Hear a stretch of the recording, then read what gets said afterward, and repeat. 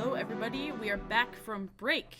And today on Folkwise, I am joined by Delainey Bowers. Delainey, welcome to the interview portion of the live stream. What is one takeaway from The Water Tastes Like Wine, the game that we were playing right before this, that you have? I feel like I need to be incorporating more voices and bits into just like my daily routine. It's sorely lacking Honestly, right now. Well, let me tell you one whimsy thing and about folklore. silliness. Yeah, whimsy and silliness, like Bits, bits. It was a long Oh yeah, one. it's mm-hmm. it's very fun. Goose gaffs, all of it. Well, we are gonna ask you some questions, but before we do that, Dom has an announcement to make, as we do every week, Um, that we have an interview. Hi everyone. Hi everyone. If you've seen the news lately, you'll know that people write these questions. It's not just Daisy coming up with the bits and voices on the spot. We spend a lot of time on the weekends with our intrepid. Oh God, I can never think of a second adjective. Undefeated and bold. Ooh. Folkwise interview sleuths who help the hosts write the questions. So, chat and Delainey, if you like a question that you hear, don't thank us. Thank the sleuths. And if you have a sleuthing emote, thank you, sleuths. And if you have a sleuthing emote because you are a subscriber to our channel, drop it. This is an appropriate time. And with that, I guess, Delainey, ready for question one? God, I guess there's no choice. Ready. Yeah. All right. Okay. What goes into designing a podcast for a mostly junior audience? Oh gosh, excellent question. So I'm not quite. I'll just give like a basic rundown of how the podcast in general works. So folks have made a comparison between Monsters Among Us and like Coast to Coast AM, right, with Art Bell, mostly just because people call into a hotline. I think that's sort of where the similarities end at that point, but folks are calling into a hotline with their personal experiences regarding the paranormal, the supernatural, and the highly strange. And so what I do then, I'm the person who like gets to listen to all the calls as they come in on a weekly basis. We're getting like 25 calls a week, which is really nice. And so in the past year, I've had the opportunity to process like over 1,800 phone calls, which I just think is like really sort of wonderful at that point anyway. So it really, I think, sort of gives credibility to the fact that like, obviously people are having experiences, but that we've also created a really safe space in this podcast for people to feel like they can share those without fear of judgment or like the weird stigma that's attached to it. So my boss, Derek Hayes, who's the host of the main show, sort of handpicks the phone calls each week based on like, is there a creature feature? Is there like a UFO? Is there a ghost story, right? Sort of like running the gamut of themes that you would come across. And I feel like I'm talking so long. I'm just doing like, I'm doing okay, great, love it. You're doing great. No, I'm like fascinated.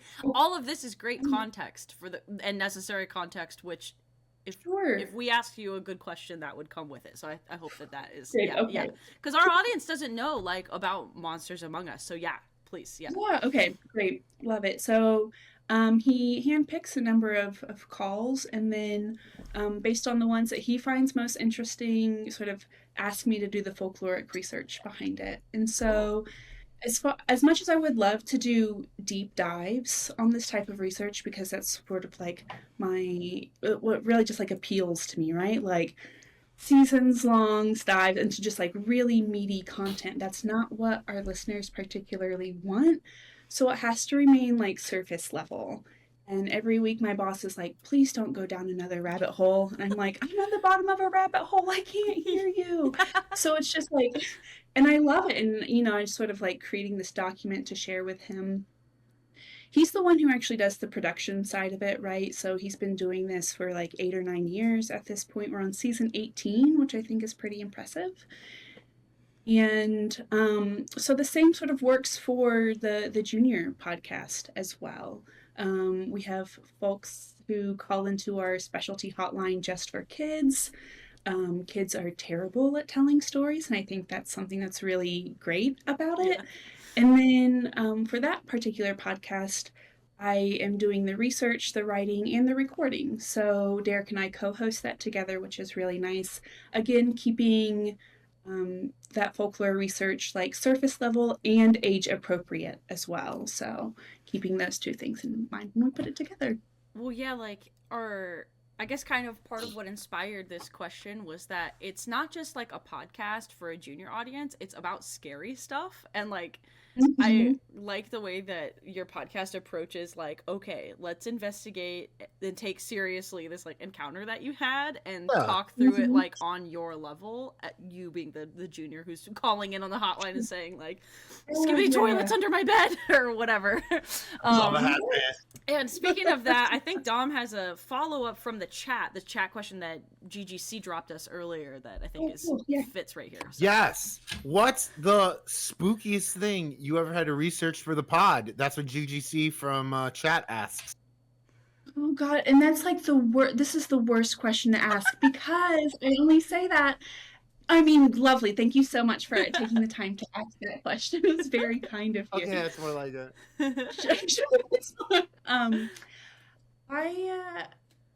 I as soon as the folklore research goes in, it goes right back out, baby. And I couldn't tell you like it's because and it's done on a weekly basis, and we've kicked it up to doing 2 main shows a week plus the kids show, and That's so like it is a lot of content to sort of sift through. And I made a note to myself to like go through past notes today, right? And then I got totally sidetracked. Yes, like the notes that I'm doing are like 4 or 5 pages. They're a mixture of like news reports, like news articles and stuff, journal articles. We have podcast interviews and like YouTube videos, right? So like all this source material that's coming in, I do my best to distill it, and then Derek sort of picks and chooses what he finds most interesting and then uses it from there. But yeah, we have at the end of every season is something called Hometown Legends. So people call in and they get to share exactly what it sounds like. And I always have a really good time doing that. Just again, it's something we see so often as folklorists is these different variants that pop up and sort of getting to explain to people like this is really common, right? And so as much as you love having a lover's lane where a guy with a hook for a hand, like, you know, it's also happening in this other city across the country. It happened here. No, what do you mean? It happened here. Yeah.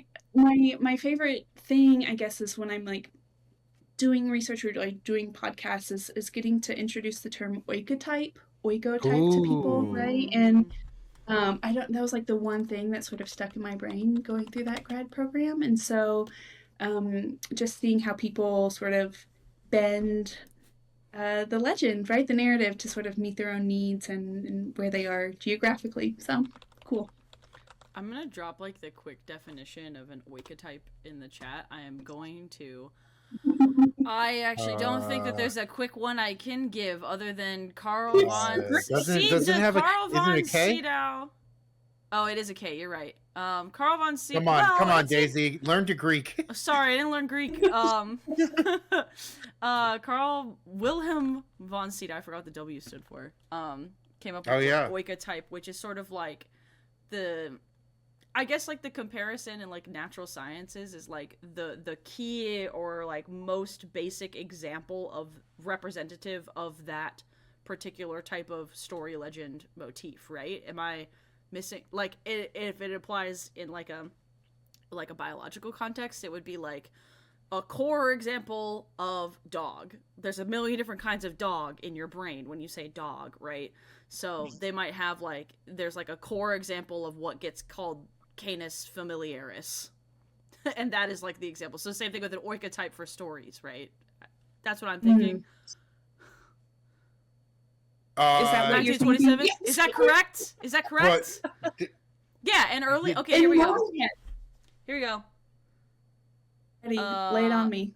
This is what Wikipedia said, and it's cited in Wikipedia, and it's probably easier to understand than what I just said. But this is from Carl von Sydow's like page on Oikotype, but it's like kind of a scientific approach to folklore study. I think the That's word why local I is the if you could highlight that, local would be the thing you should highlight though. That's true. Yeah, I was gonna say it's like the highly local version of it, or like the because didn't he That's true, in that article doesn't he That's go on to probably talk the better about chronotypes too? Yeah, he talks about chronotypes, and then it says like a boogeyman has like a million different ways to talk about boogeyman, but the oikotype could be that we all calling it boogeyman. No, I don't remember. Okay, I'm getting off track. Never mind. This is not. You took me down the rabbit hole. God damn it, Delainey, we're going down the rabbit hole together. Every week. It's but I was gonna say too. I relate to what you said about like you get a lot of content. Like we've been doing this show, for example, for a long time, and sometimes I'm like, we interviewed them, right? Or like, they went there, right? How do I know that? Because of this thing. Or sometimes I'm like, oh yeah, I forgot that we did have them on the show, or whatever. Like, it just, you're so inundated with so much material from that show, it can be hard to figure out. Yeah. Absolutely. I feel like the stories stick a lot more than the actual research does. So. I was gonna say maybe like a follow-up to Jin's question. Maybe not the spookiest thing you've had to research for the pod, but what's like the spookiest thing that stuck with you from the pod? Are you ready? I had this one like locked and loaded. Oh my god, I'm ready go for it. Let's do it. Mostly just because I've told it so many times. I think it's a really wonderful story. We had a woman call into the hotline, and she said that she's like in her mid 60s, right? So she sort of started with that information, but she said when she was like a preteen, a horror movie came out, and her parents were like, we know how you act after you watch a scary movie. Don't go see that scary movie. And so naturally she went to go see the scary movie. Yeah, I think we all, of course.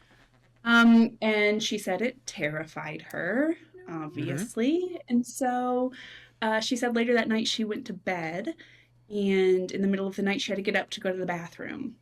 So she like plods into the bathroom, does her business, goes to wash her hands, and she says, I don't want to look in the mirror in front of me because I know if I do, there's going to be something behind me, right? So she's washing up her hands, and she looks, and over her shoulder is an old woman with like gray, sallow, just like sunken skin. Her eyes are deep set.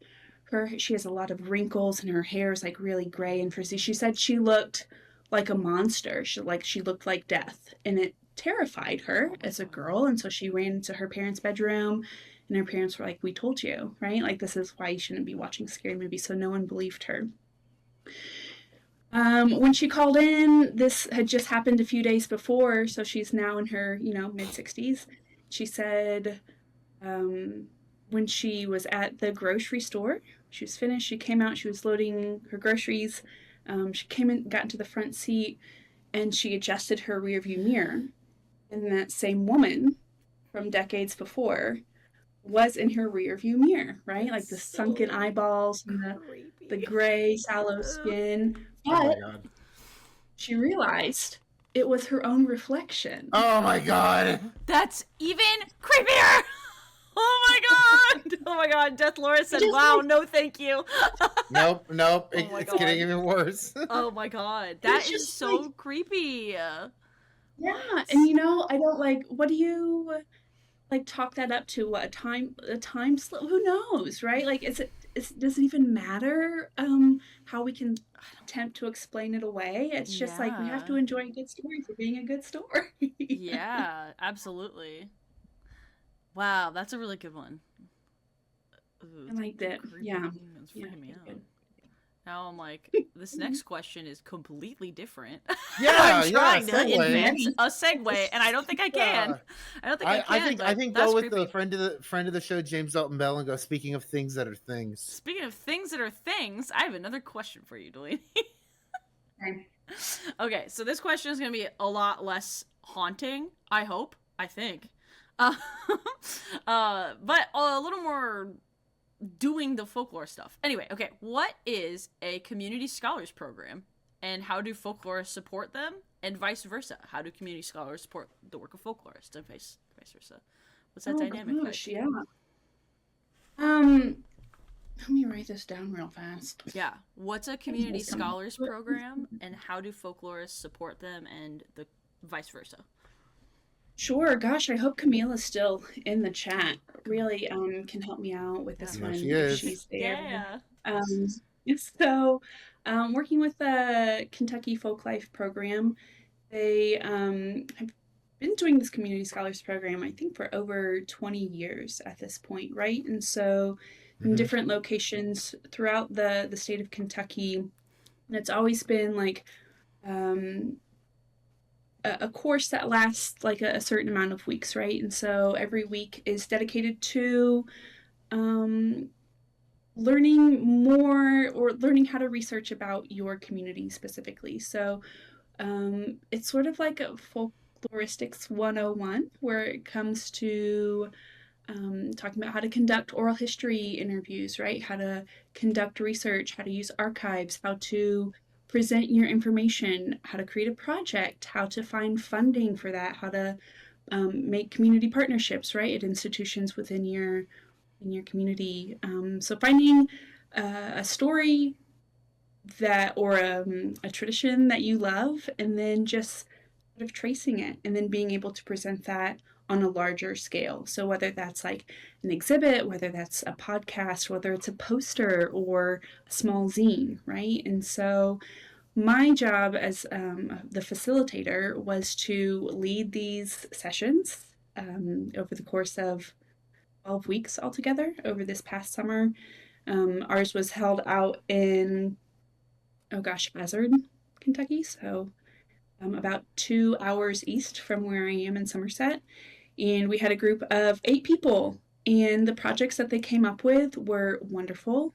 I cried when they presented them because they were so beautiful. And it's just really wonderful to see people making connections and being able to network and brainstorm together in that group, and then being able to take that out into a larger space, right? Share it with a larger community. So people are always so proud of the work that they do, and they should be. So there's like community scholars. Yeah, so like when you do a community scholars program, like I guess what I heard from that is like your role as the quote unquote like folklorist or like the liaison has some training that has like been traditionally kept in academic spaces that you are making accessible to lots of different people who have these ideas for different traditional arts based or community based projects, like maybe collecting an archive or something like your podcast is accidentally doing with all these phone calls or whatever, or things like that. But then you're kind of saying like, okay, so this is a really cool project, but not everybody's taught like how to manage a project or what to think about or like copyright or grants or whatever. And so there's like a co-facilitation or co-learning happening where you can kind of give them some concrete tools to do the projects, but then you just like get to learn about all these beautiful projects that are happening in communities. Is that what you're gonna say? I'm just like, and I think from the get-go too, it's just like a lot of the scholars who come in, a lot of the participants aren't even familiar with what folk life is, right? And so it's really stripping it down to the most basic, saying, hey, what traditions exist within your community, right? Like what foodways are present, what religious practices are present, expanding it to like arts and crafts and occupations, right? I mean, the stuff that we sort of all take for granted. And I think that was one of the challenges too of trying to distill like a grad program's worth of material, right? Really big, heady stuff into something that's like easily manageable, easily consumable and accessible. And so Camille and I were constantly, I think, as well as the rest of the facilitation team too, of just like, it's the information that we're providing is it relevant, right? Is it like, is the language that we're using approachable? And I think that's always like my biggest concern as a folklorist, right? It's being accessible, at least as a public folklorist, right? Like, God. Also, I'm just like shit with theory anyway. And so just like give me like hands-on practical stuff, right? Yeah. So yeah. Yeah, sometimes that's, yeah, how you make the biggest impact anyway. Yeah. And I will also say too, as a regards in regards to the participants and their sort of final projects they're working on, a lot of that stuff can be fed, at least in this particular instance, back into our Kentucky Folklife digital magazine, right, where we are sort of highlighting all of the long-standing and emergent traditions that exist within the state, and so it's just a nice back and forth. Well, building on that, you set up a great transition this time for this next question. Like, I love when the synchronicities come together.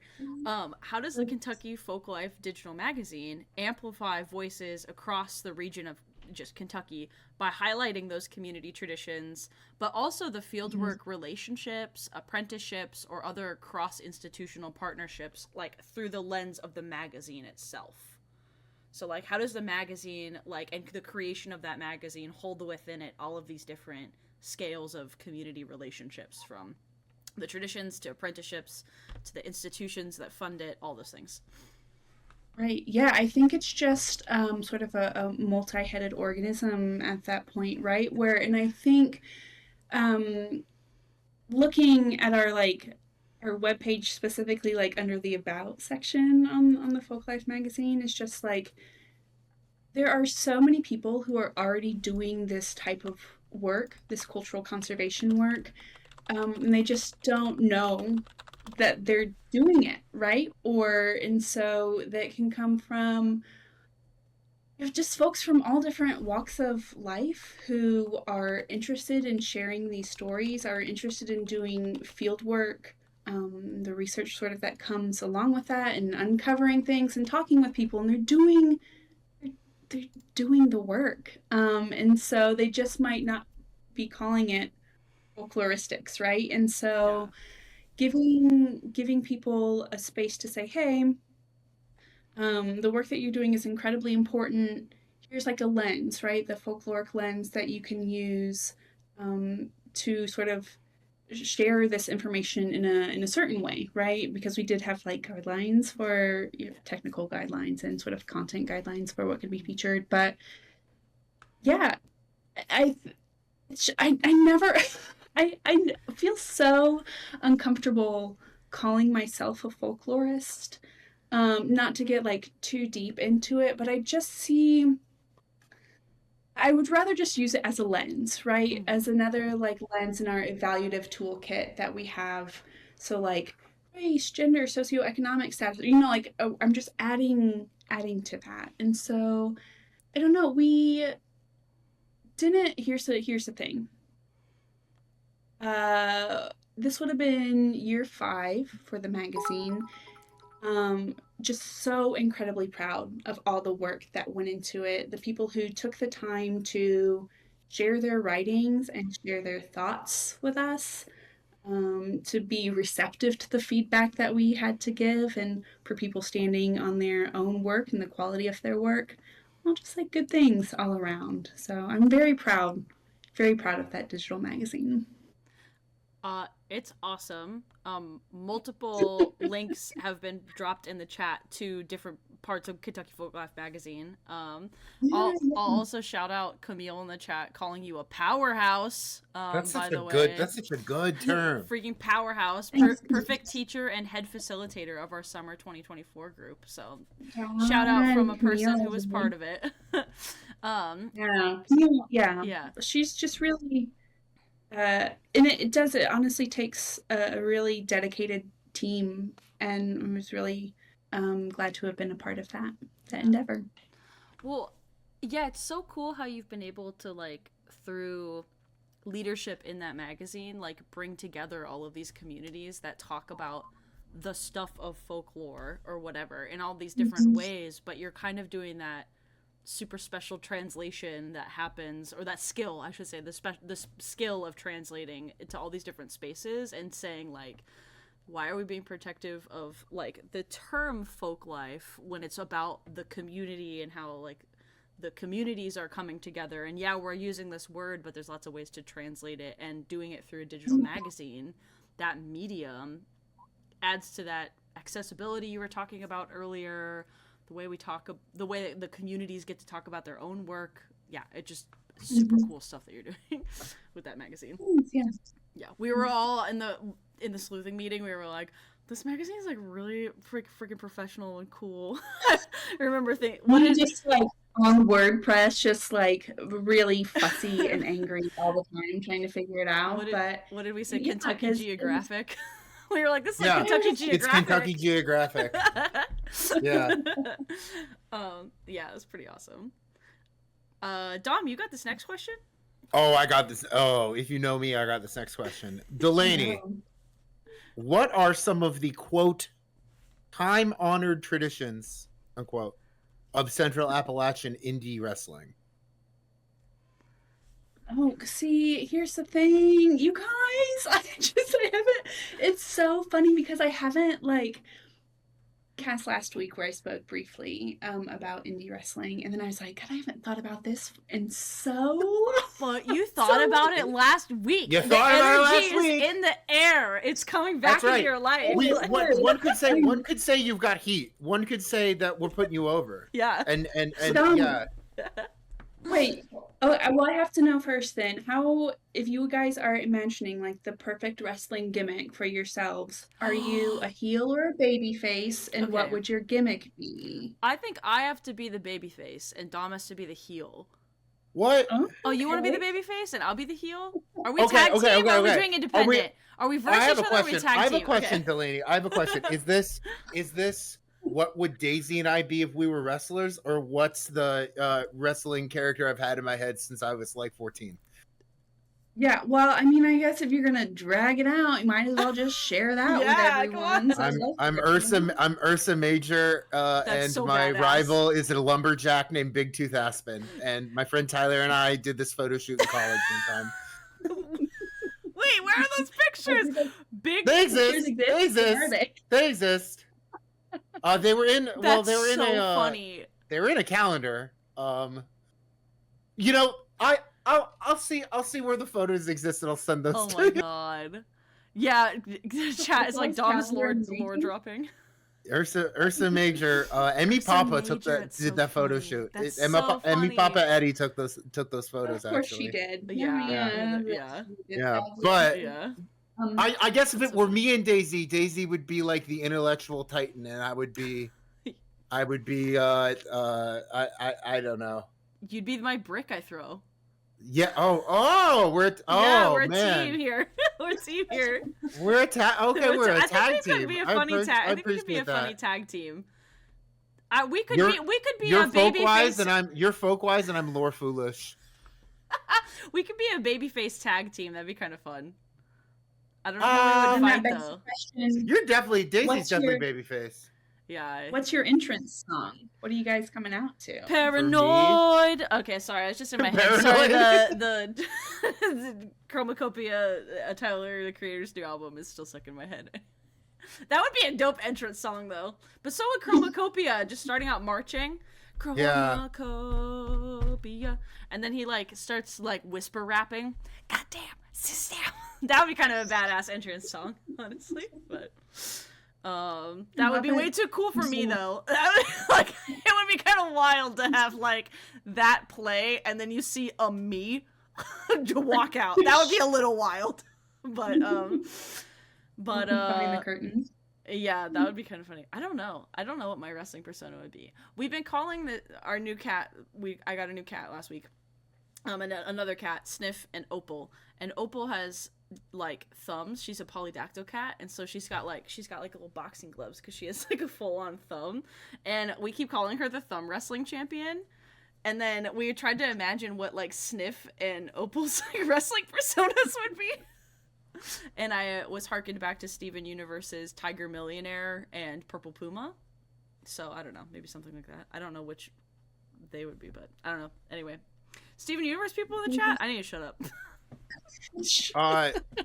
I was gonna say Sniff would be like Orange Cassidy, where he'd do like acrobatic shit but never take his hands out of his pockets. Yeah, that's probably true. Yeah. He's a Orange tank. Cassidy. Is he still AEW? Is he still Yeah, doing his thing? yeah, I here? believe he's still AEW, yeah. Camille says that Tiger and Puma are literally us, though. Honestly, kind of. You know, this is not the first time someone has compared me to Tiger Millionaire. Really? Yeah. That's No, so funny. not the first time I've been compared to Tiger Millionaire. That's so actually. funny. I've still seen like 2 episodes of that show. Purple Puma is a little bit like Morph, because that's that's you. Amethyst's superpower is like being a shapeshifter, so there's some crossover there into the world of X-Men also, but anyway. Okay, Camille, if you're gonna Delainey, sorry, Camille in chat. Delainey, if you're gonna reply to our question with a question, I feel like I need to reply to your our question with a question. Wait, Kat. Sorry, Kat. Speaking of, she just walked over. Look at her little boxing glove. This I is love Opal, that. everybody. Welcome Opal to the family. Hello, Opal. Hi.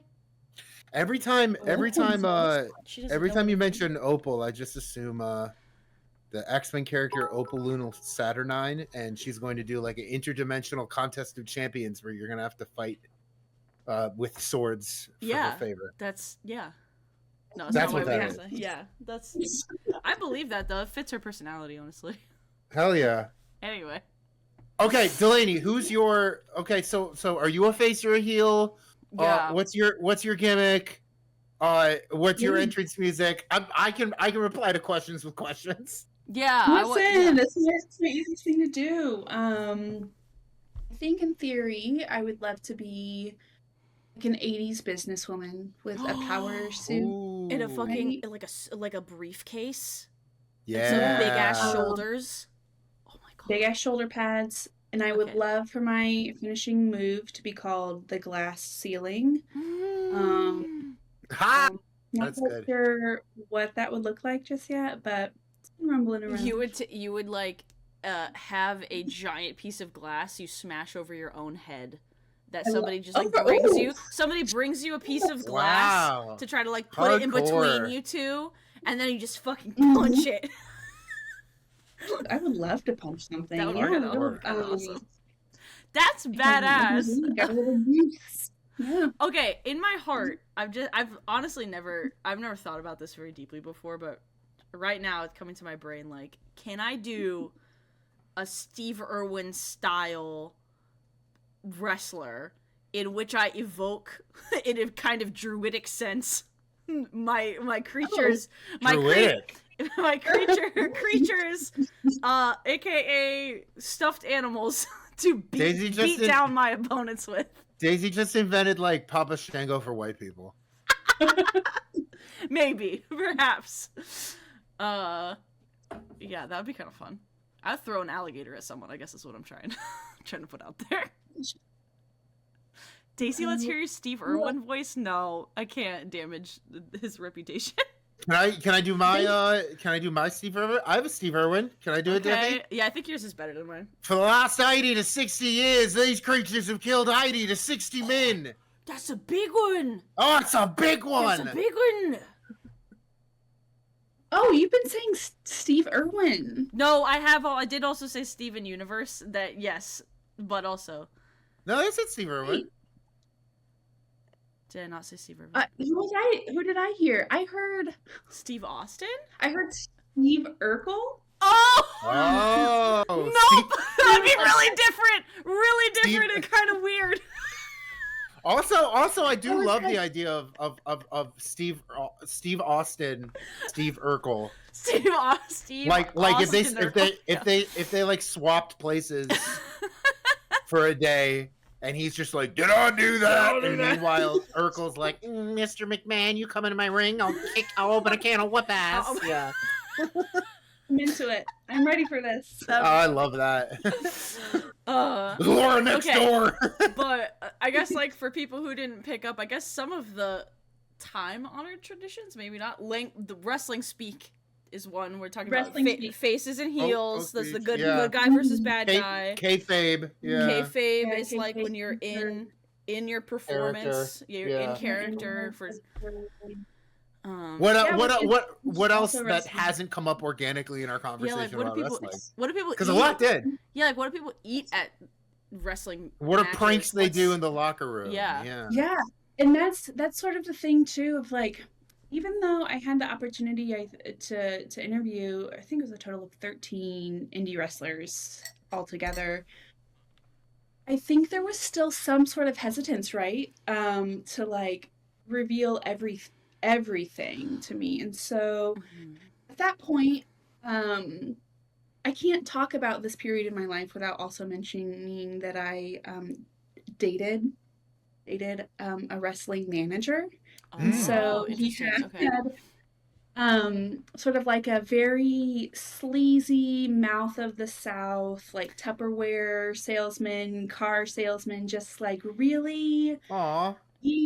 I was always really proud of him for the gimmick that he had. He put a lot of time and effort into like doing the facial hair and buying the suits, right? I think taking the time to craft a quality gimmick is really hard. Yeah. And you're gonna see a lot of guys on the indies who are wearing like tank tops and like Walmart shorts, right? And it's just like it loses its appeal, I think, when there isn't like a dedication. Like to high sort of protocol. Yeah, and so it's just that was definitely part of it. There was a wrestler named Big Rig Jake Break, 7 foot tall, 500 pounds. Love that energy. had mud flaps, right? Like that was his big deal. That's awesome.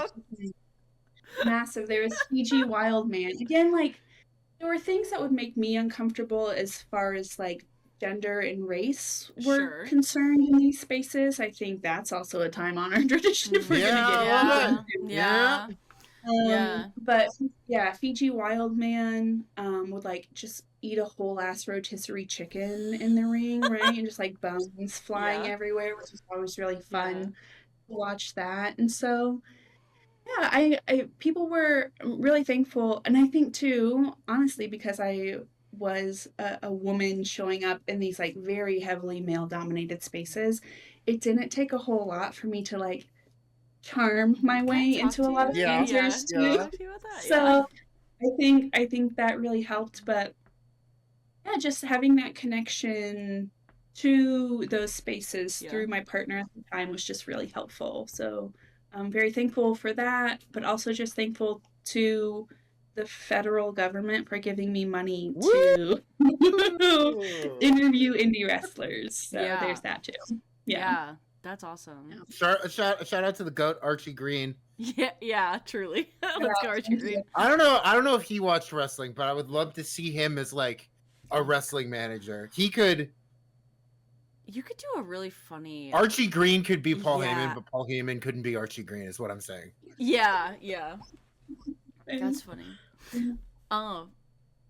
Yeah, you made me think too about like people not knowing what or how much to share or whatever, like that you can go deeper. That reminded me of something I was told like as a folklore field worker early on, which is that people don't like always think that consciously about like what is and is not considered meaningful or folklore or whatever. Like they just do it, it's part of it, so you kind of just like do have to just absorb by spending time there to kind of get it, because sometimes people are like, oh, what would you want to know? Like we went to immediately like language terms, that's tangible. But some of these other things, like I don't know, matches against nations that are playing out a kind of political theater or racialized theater or whatever, like might not be that conscious or like forthcoming that is a tradition, because it doesn't feel like what people think of tradition is not always what folklorists think of tradition, you know. So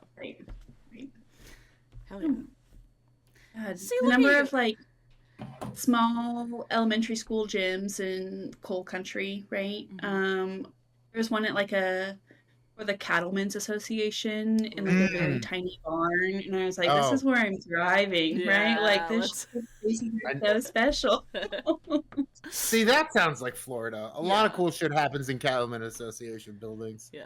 Yes. Yeah. That's great.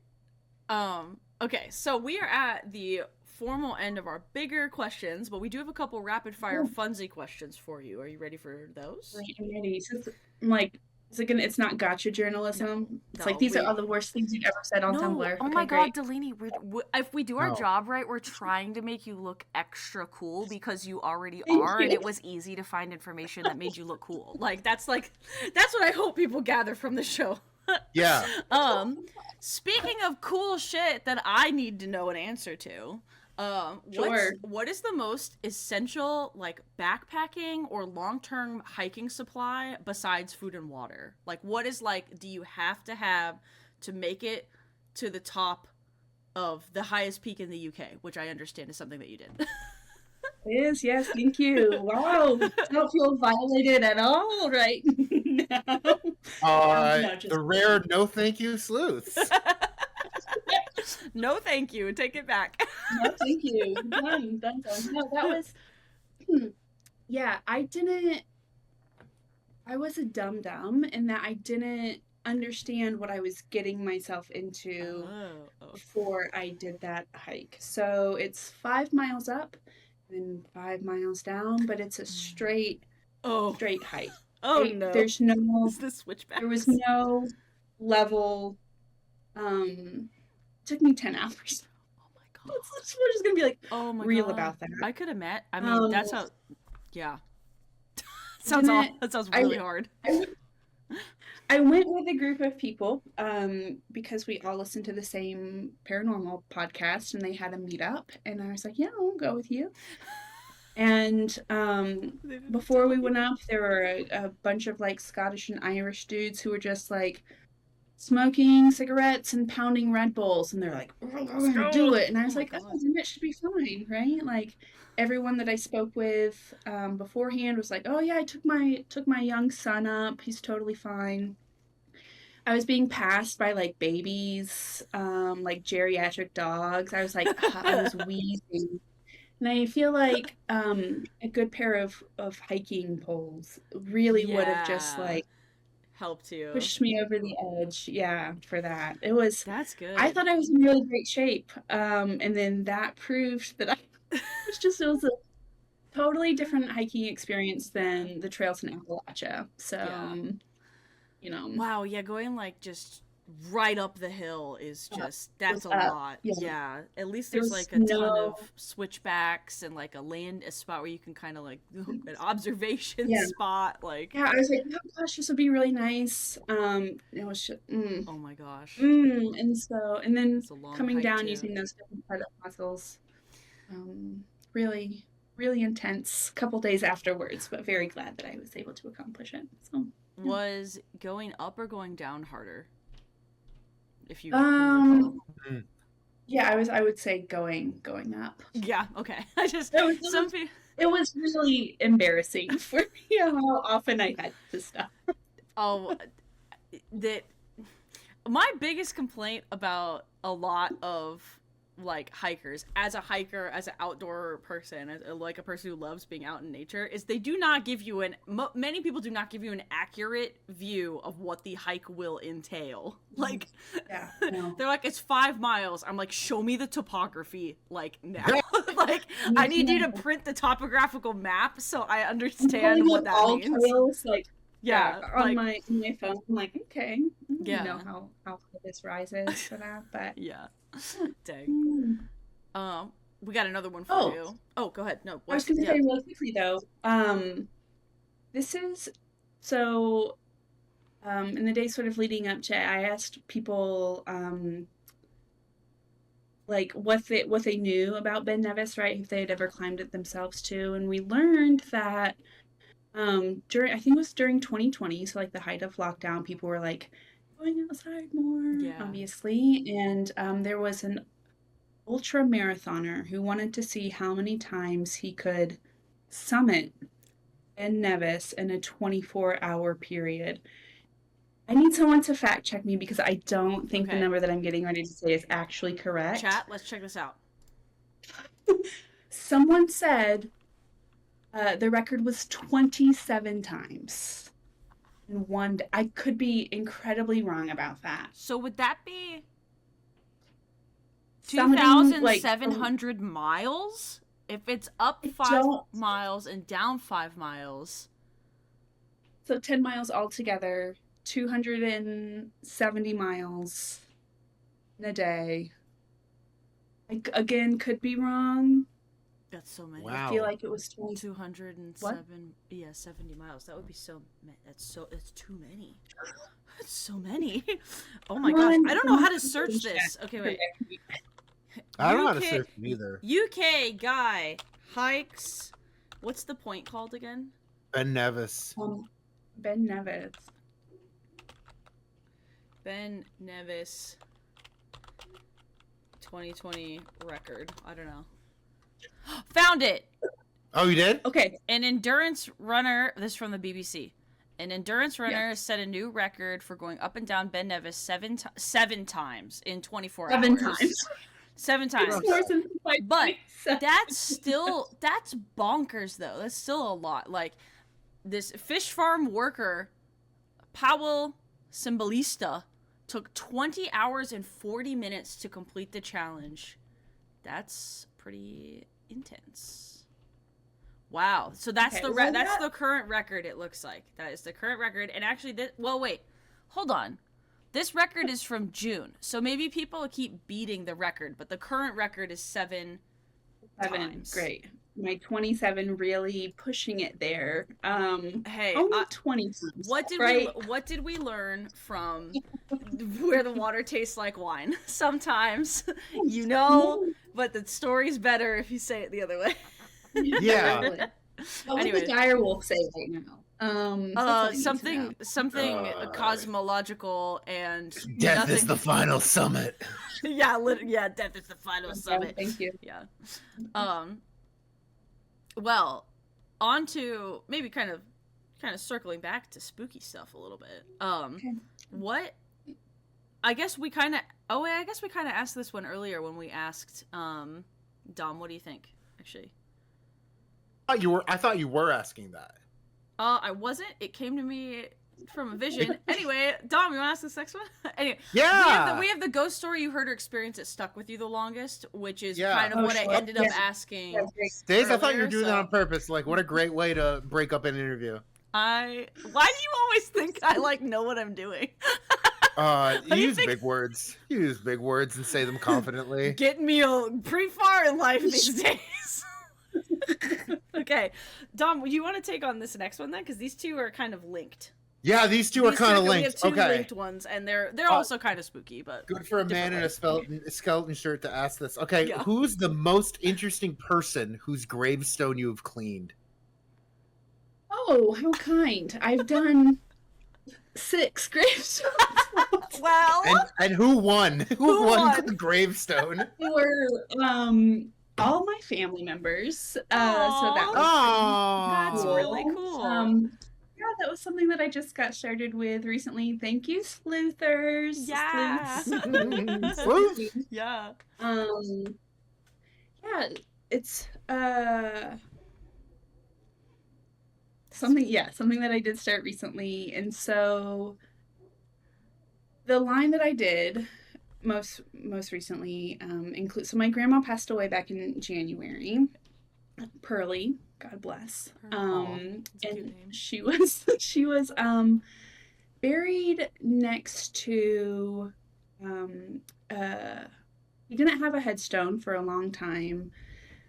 This is just like my mom's fingers and everything, right? Anyway, so a little on the nose. God bless Diane Bowers. But when he was younger, Dewey had to go in for surgery.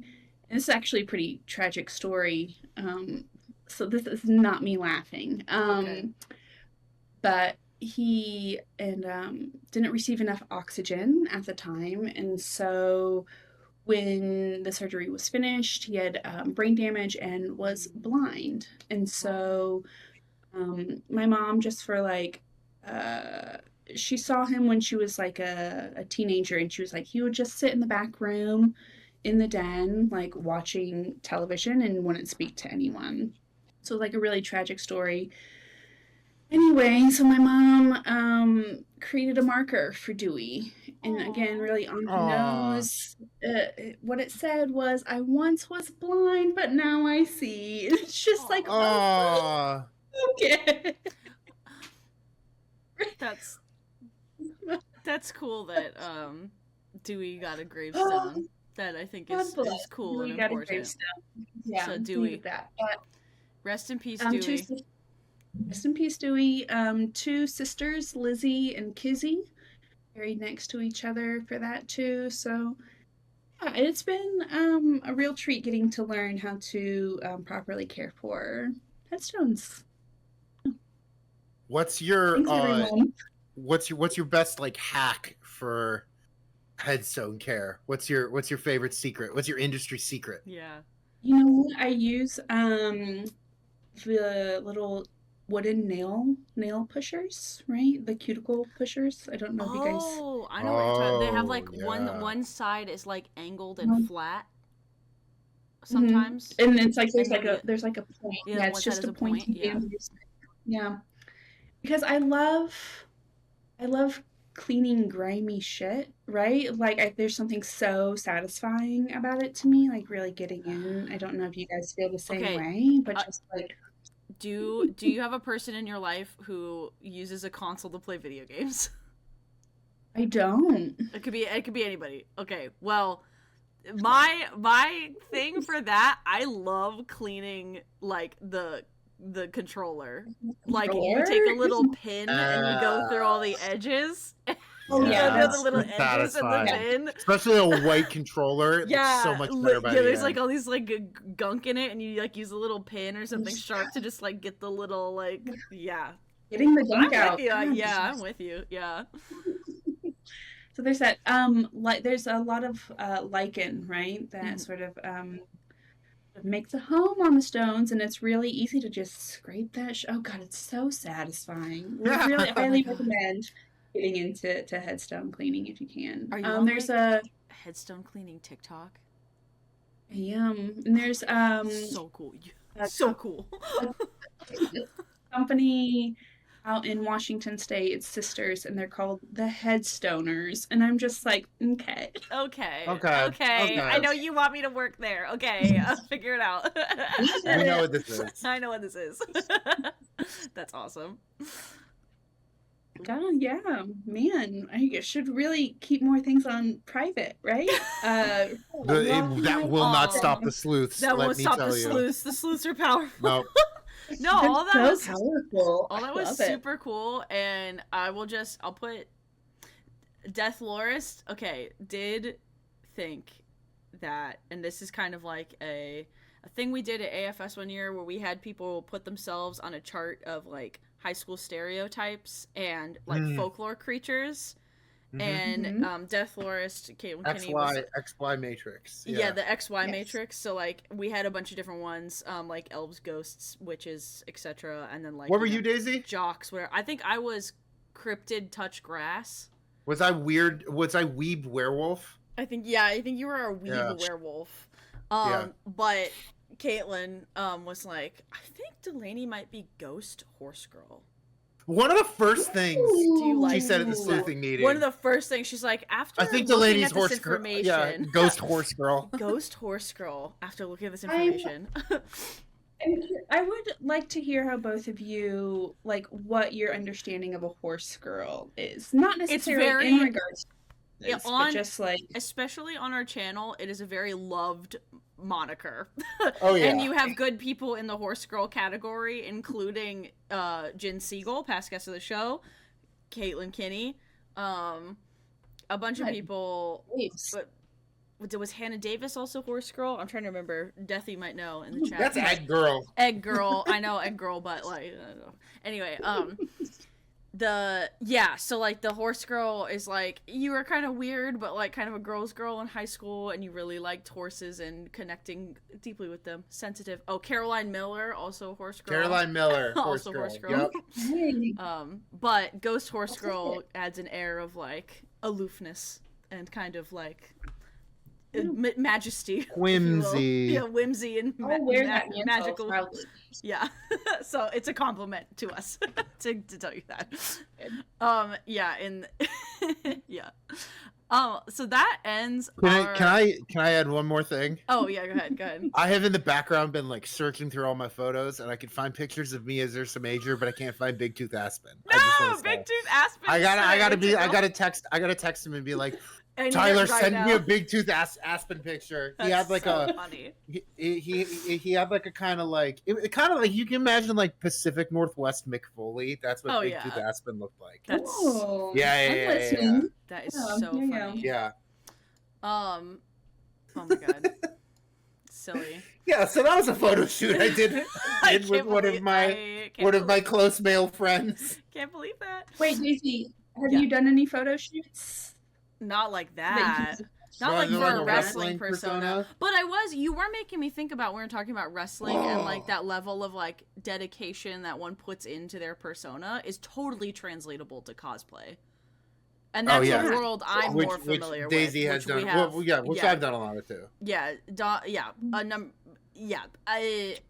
if it's like that, it's like the more energy you put into the kayfabe of it all, it's like definitely makes people like, are like, your cosplay is really good if you feel like you look like and you can perform like the person. There's, I don't know, there's Yeah, some degrees people of kayfabe. people have asked me. You know, People have asked me like when I'm cosplaying, like, are you always in character? I'm like, only when I see a camera. only when there's a camera. Yeah. Yeah. Yeah, just for fun, because people want you to like role play like what happens in the show you're part of or whatever. Yeah. And, you can do For that sort of Daisy, stuff. that means everyone dressed like Marjorie Tyrell or Sansa Stark sees Daisy as Joffrey and Oh wants yeah, pictures. they all think I'm Joffrey. Yeah, they're all like, Joffrey. They're either like Joffrey, my child, my terrible little boy, or they're like, oh, Joffrey, you're evil. Do some like weird cringe, cringe Sansa petulant Joffrey. Yeah, do some like cringe like Sansa Joffrey picture with me or something. I'm like, Okay, I think I figured it out. If Daisy and I are wrestlers, we'd be some sort of marsupial version of. Oh, I know who Banjo and Kazooie. Yeah. Oh, well, we are Banjo Kazooie. That's been decided. And Banjo and Kazooie are a great tag team already. They're But already a good tag team. I was thinking we'd be Jungle Boy and Luchasaurus, but like some sort of marsupial version. Oh, are we like a big sloth and like a Yeah, or like a kangaroo? yeah, like a kangaroo and Joey version of Jungle Boy and Luchasaurus. Daisy lives in my pouch, and I throw them at people Yeah. to 80s synth pop. Yeah. I'll be the weird possum. You can be the sloth. We'll balance. Wait. Yeah. If given the opportunity, would both of you choose to have a pouch on your person? You mean just like as a regular human being? As a regular human Daisy being. would. Daisy What? would. You think that? Yeah. I don't know. Power to the monotremes. Okay, power to the monotremes. Like, I mean, I love how that became would- a catchphrase. That's one of the catchphrations of this year on Folkwise. Looking Shout back out- in the year. shout out to Sabina. Maglioka. Power to the monotremes. I don't know. Sometimes I look at pictures of the pouches and I think about like they must get like sweaty. Like that seems to me Yeah. like if it was like if I had a hair lined pouch or something, I feel like it'd be less weird. But when I said that out loud, I think I'm retracting that statement. Never mind. That is a weird thing to say. Never mind. I thought it would be better, but nope. I thought it would be like a furry pocket. But now I think about human hair. That would be weird, and I don't like that. So I'm probably not like really, but they are fascinating. It took all of us at one point on the taxonomic scale to have pouches before we could have, gestate internally. So It's true. It's true. Well, they Origin came pouches. first. They came first. They came first. We stand on the shoulders. We stand on the The pouches shoulder- of giants. We stand on the Yeah. pouches. Okay, Delainey, we have one final, I think, fun. You might also think fun. Thing to do You'd with say it's you. fun too, Daisy. I'll say it's pretty freaking fun. But I have to share screen to you, so give me just a second. Everybody is gonna look weird for a I can moment. ask you a question while that's happening, Yeah, may please I? do that. Yeah. Yeah. All right, Delainey, have you ever made a tier list before? A tier list? Yeah. like an S tier. Yeah, like an Yeah. S tier list. It's funny, we started asking this question in 2021 when the show started, and like no one has said yes. But Yeah. like in this year, the amount of people who are like tier list Like, all the I time. know All that, right. yeah. So you're set. You're set. And watch stream if you haven't. Wait. Click watch stream if you haven't yet. There's like God tier, right? Yeah. So yeah, we'll walk through it. Yeah. Oh, great. Oh, wait, hold on. Let me watch. Because Yeah. if you stream. press watch stream, if people don't know, tier lists come from fighting games. They're originally a way to rank character choice in order of most optimal. But nowadays, people on the internet, and especially on Twitch, and especially us at this point, love to use them to organize everyday life in ways that our guests are an expert on. So we have a tier list for you, Delainey, for Monsters Among Us Junior in particular. Yeah, and in this particular. is Yeah. a tier list about what spooks the kids. So we're talking about the scariest monsters that kids talk about these days. Daisy called it Gen Alpha Goosebumps. What spooks the kids tier list maker? And we were talking about on a score from S to D. Like you said, S is God tier. Yeah. S is the letter you get when you score a 100, a 101 onward, and then D is barely passing. And so here we are from God tier to high tier to average, mid, and barely passing. On a scale from S to D, Daisy has a list of monsters that are more and more popular with the kids these days, and you're going to rank them. Sound good? Okay. I always thought S stood for shit tier, which thank you for bringing that back in. Okay, I'm sorry. Okay, so it's S is like superior. Yeah, superior. Or like super. Or yeah, it's like above A. Yeah. Okay, there is some precedent for adding tiers if that appeals to you, but we are S plus. Yeah. F. We are ranking these on a scale entirely of your choosing. You get to choose the criteria for evaluation. So That's right. so it's totally a custom, very personal taste of all of these legends to you. So you don't feel like you're speaking for the Gen Alpha community with this. It's just like you're speaking for the youth. So I'm just gonna move these images, and the way it works is it's ranked vertically and horizontally. So you can put multiple images in one category, or multiple beings in one category, and then we can readjust anything as we go. It's very open-ended, so you're not locked in if you like change your mind. And then Daisy's also gonna explain what each image is before you get to rank it. Yeah, so if you're like, what the fuck is that down there, I will I'll help add that. Bullets over here. Okay, all right. All right. I'm prepped. So this is sort of a classic that spans generations, but may be familiar to those of you who've heard Monsters Among Us Junior. Kind of a Bloody Mary. Okay. Sort of mirror monster. Yeah. Is sort of how we were thinking of that. So something that sleepover might happen, mirror monster summoned. We heard a little bit about that, about a particular individual story of that was wild. That was kind of wild, but okay, I'm gonna put that as like A. Okay, I'll go with nice. A. Cool. Nice. Like an A. Up next we have aliens, because they're real now. They're real now. They're real now. Yeah. Unidentified aerial phenomenon. Yeah.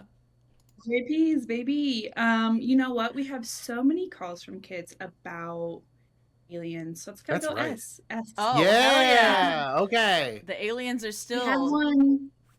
Yeah. There. We had one come in. It's gonna be on tomorrow's show, where a young boy saw like a pink glowing orb in the sky and was really sort of captivated by it. But he also had a slight speech impediment, and at that he's like maybe like 5 or 6 years old. And he said, I told my boy to look. It was just like pointing to the sky. Was very sweet.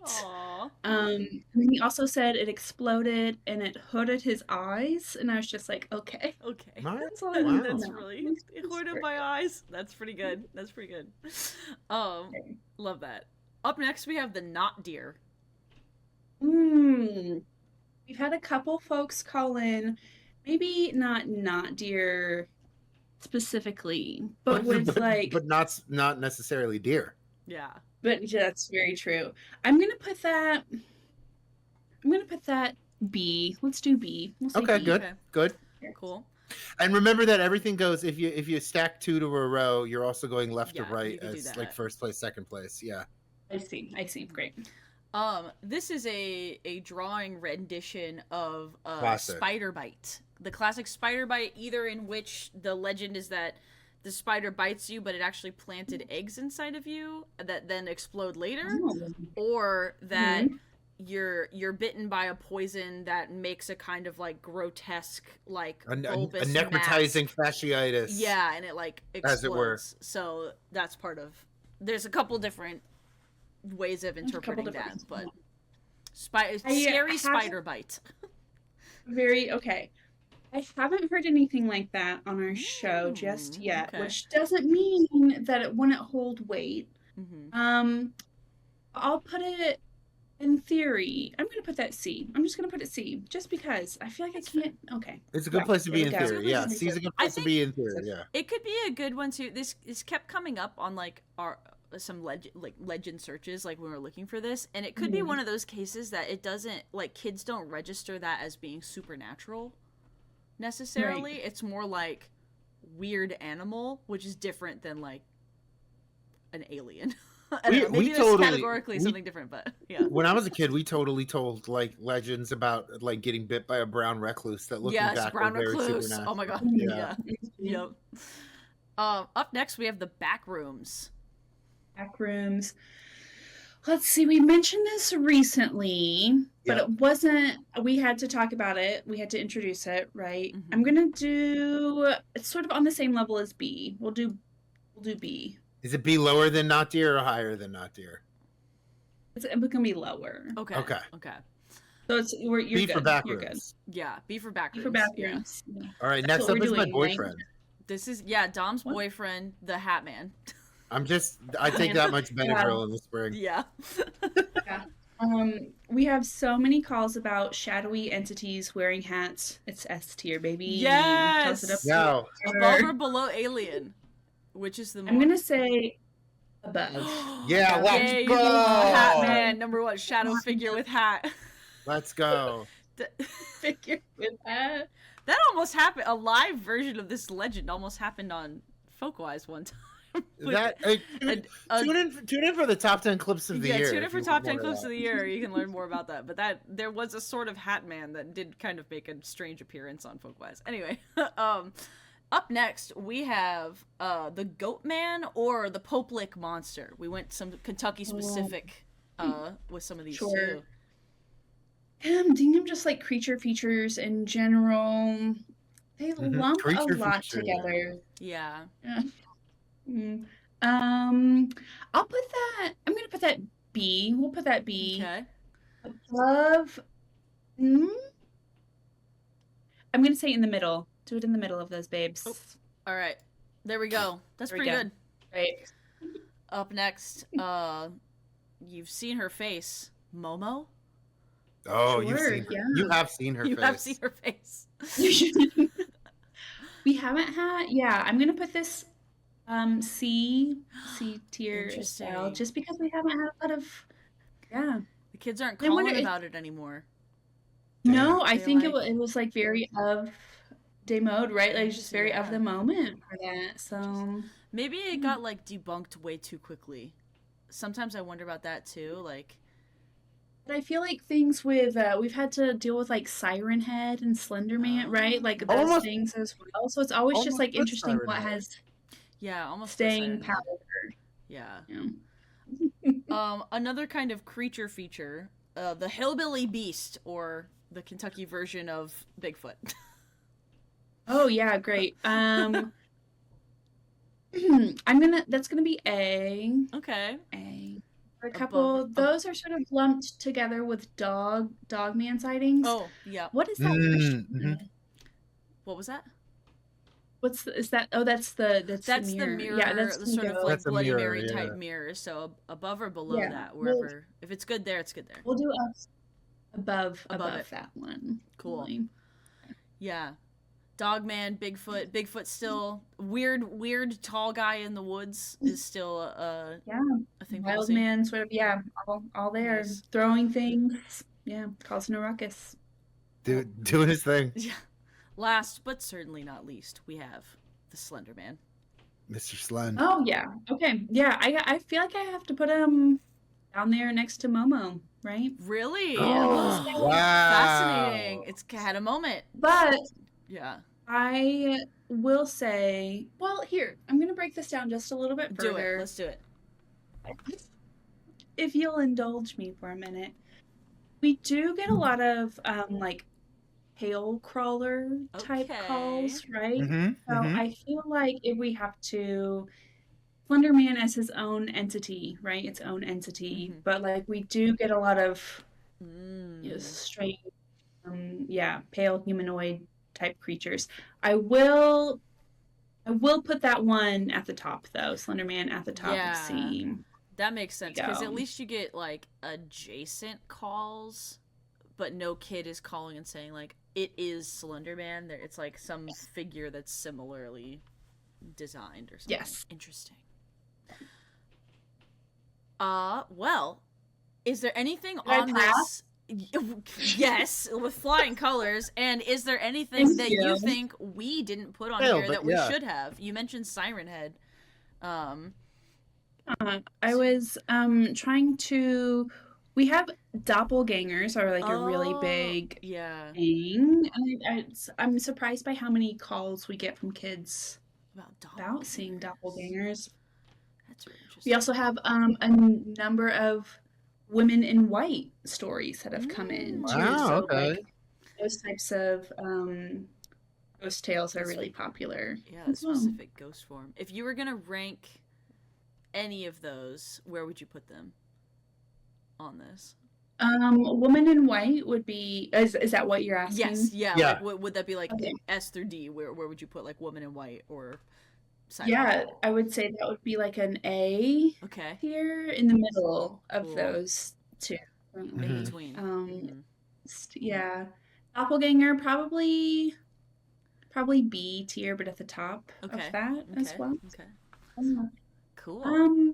Yeah, but the ones that are up there in S are really like, man, people love aliens.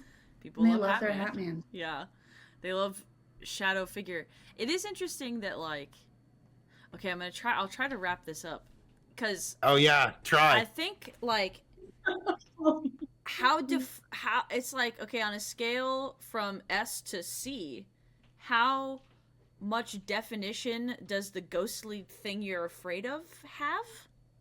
Like, how concretized is its form? Like, I don't know.